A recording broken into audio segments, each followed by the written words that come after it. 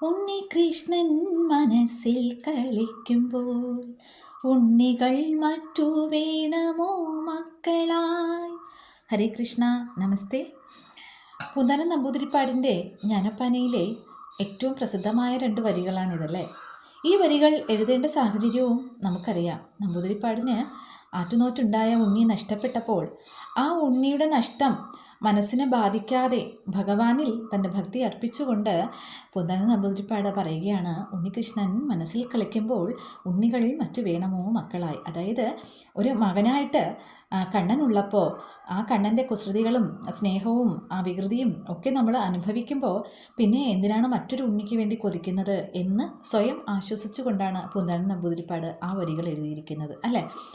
അപ്പോൾ നമുക്ക് ഇതിൻ്റെ ആഴത്തിലുള്ള മറ്റൊരു അർത്ഥത്തിലേക്ക് നമുക്ക് പോവുകയാണെങ്കിൽ, പൊതുവെ ഭക്തരായിട്ടുള്ള ആൾക്കാർക്ക് ഒരു അവരിങ്ങനെ വിചാരിക്കും, തങ്ങൾക്ക് പ്രത്യേകിച്ച് കഷ്ടപ്പാടും ദുഃഖവും ദുരിതവും ഒന്നും ജീവിതത്തിൽ ഉണ്ടാകത്തില്ലായിരിക്കും എന്നൊരു വിശ്വാസം അവർക്കുണ്ടാവും. കാരണം തങ്ങൾ ഭഗവാന്റെ ഭക്തരാണല്ലോ. അപ്പോൾ പിന്നെ നമുക്ക് അത്രയ്ക്കും പരീക്ഷണങ്ങളൊന്നും ഉണ്ടായി എന്ന് വരില്ല, ഭഗവാൻ കൂടെ ഉണ്ടല്ലോ എന്നൊക്കെയുള്ളൊരു ചിന്ത ആ ഭക്തന്മാർക്കുണ്ടാകും. അപ്പോൾ അവരെന്ത് ചെയ്യും, നമുക്ക് ഇപ്പോൾ എന്തെങ്കിലും ഒരു കഷ്ടപ്പാട് വരുമ്പോൾ അയ്യോ എന്നെ ഭഗവാനെ എന്നാലും എന്നെ ഇങ്ങനെ പരീക്ഷിക്കണോ എന്നൊക്കെ ചോദിക്കും. പക്ഷേ ഒരു സത്യമെന്ന് പറയുന്നത് നമ്മുടെ പൂർവ്വജന്മ കർമ്മഫലം നമ്മൾ അനുഭവിച്ചേ മതിയാകൂ എന്നുള്ളതാണ് അല്ലേ. അപ്പോൾ ആ കർമ്മഫലം അനുഭവിക്കുമ്പോൾ ഭഗവാനിൽ ഭക്തി ഉറച്ച ഒരാൾക്ക് എപ്പോഴും ഭഗവാൻ കൂടെയുണ്ട് എന്ന് വിശ്വാസമുണ്ട്. അപ്പോൾ അതുകൊണ്ട് തന്നെ ആ കഷ്ടതകളും ദുരിതങ്ങളും പരീക്ഷണങ്ങളും ഒക്കെ അതിജീവിച്ച് മുന്നോട്ട് പോകാനുള്ള ഒരു ആത്മബലം മനസ്സിനുണ്ടാകും. പിന്നെ നമ്മൾ തിരിഞ്ഞു നോക്കുമ്പോൾ ഇതൊക്കെ എങ്ങനെയാണ് ഞാൻ തരണം ചെയ്തത് എന്ന് നമുക്ക് തോന്നാം. കാരണം അതാണ് ഭഗവാൻ നമ്മുടെ കൂടെ ഉണ്ടായിരുന്നു എന്നുള്ളതാണ്. അതെല്ലാം മുന്നോട്ട് കടന്നു പോകാനായിട്ടും ജീവിതം ആ മനോബലം കൊണ്ട് തന്നെ ജീവിതം മുന്നോട്ട് കൊണ്ടുപോകാൻ നമുക്ക് സാധിക്കും.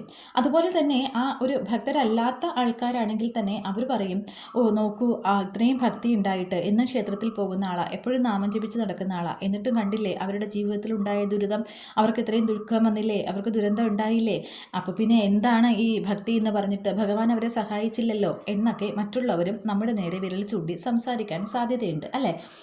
അപ്പോൾ അവരും മനസ്സിലാക്കേണ്ട ഒരു കാര്യമാണ്, ആ പൂർവ്വജന്മ കർമ്മഫലം എല്ലാവരും അനുഭവിച്ചേ പറ്റൂ. ആ മഹാഭാരതത്തിൽ നമുക്കറിയാം, പാണ്ഡവർക്ക് ഏകദേശം 90% ജീവിതത്തിൽ കഷ്ടപ്പാട് തന്നെയായിരുന്നു, ദുരിതവും ദുഃഖവും പരീക്ഷണങ്ങളും ഒക്കെ തന്നെയായിരുന്നു. എന്നാൽ ഭഗവാൻ അവരുടെ കൂടെ ഉണ്ടായിരുന്നു എന്നുള്ളതാണ്. 10% അവർക്കൊരു സുഖം ലഭിച്ചത്. അപ്പോൾ ഭഗവാൻ അവരുടെ കൂടെ ഉണ്ടായിരുന്നത് കൊണ്ട് തന്നെ അവർക്കതെല്ലാം തരണം ചെയ്ത് മുന്നോട്ട് കൊണ്ടുപോകാൻ പറ്റി.